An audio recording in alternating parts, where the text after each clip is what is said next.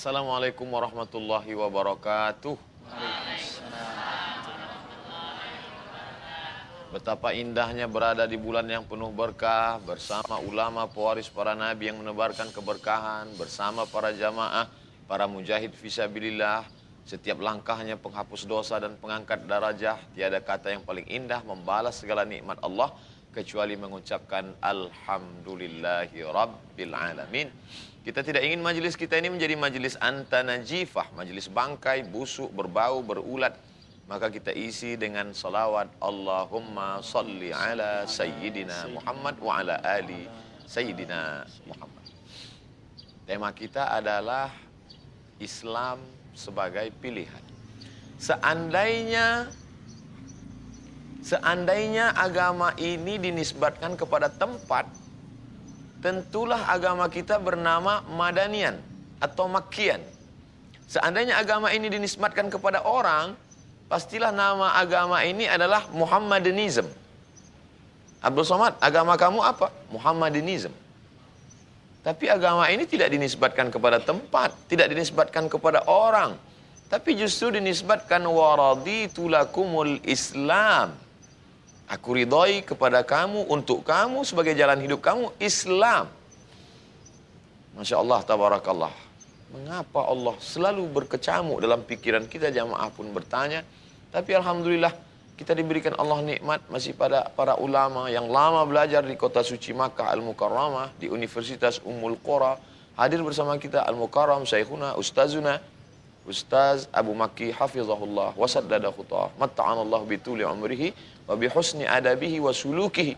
Kita tidak hanya belajar kepada beliau duduk bertalaqi, tapi juga tata keramanya, sopan santunnya, adabnya, cara bicaranya, cara berjalannya. Man salaka tariqan, siapa yang melalui suatu jalan, yaltamisu fihi ilman, dia mengambil ilmu di jalan itu, sahalallahu lahu bihi tariqan ilal jannah. Berapa banyak orang yang baca kitabnya hebat, hafalannya banyak, tapi ternyata tidak ada akhlak yang bisa kita ambil darinya. Lalu apa bedanya dengan orientalis? Mungkin baca kitab kuning kita, baca kitab hadis kita bila dibandingkan dengan Aren Jan Wensing.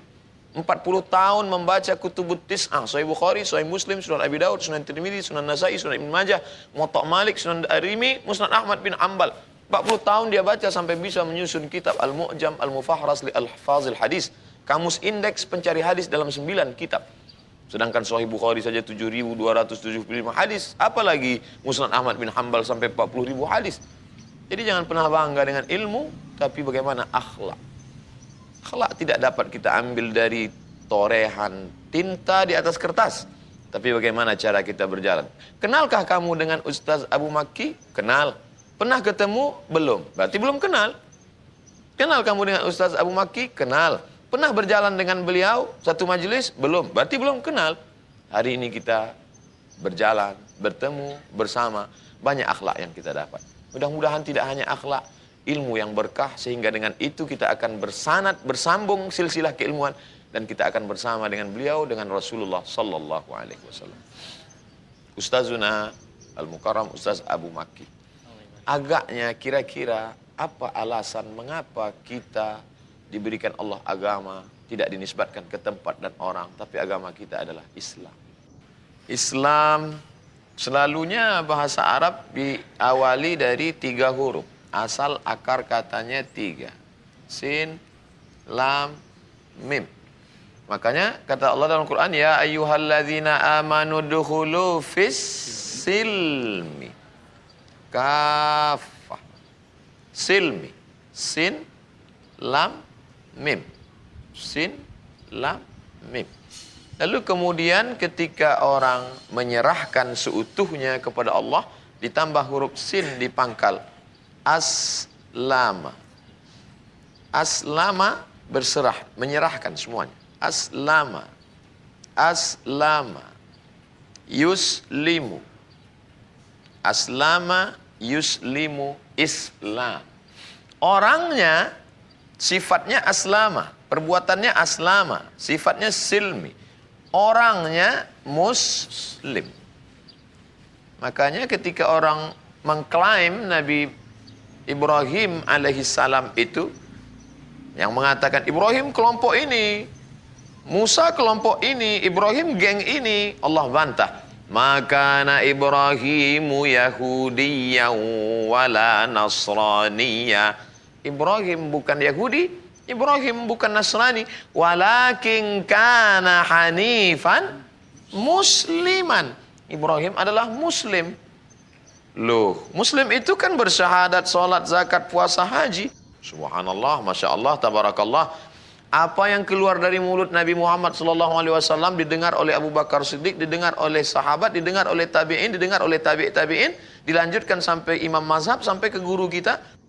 Bunyi yang sama. Alhamdulillahi Rabbil Alamin.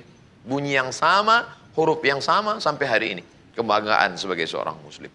Maka jangan pernah melupakan bahasa Arab. Bukan berarti saya mengatakan dengan belajar bahasa Arab tinggalkan bahasa Inggris. Jangan belajar bahasa Inggris, bahasa orang munafik, nggak sesuai tulisan dengan bacaan. One dibaca wan.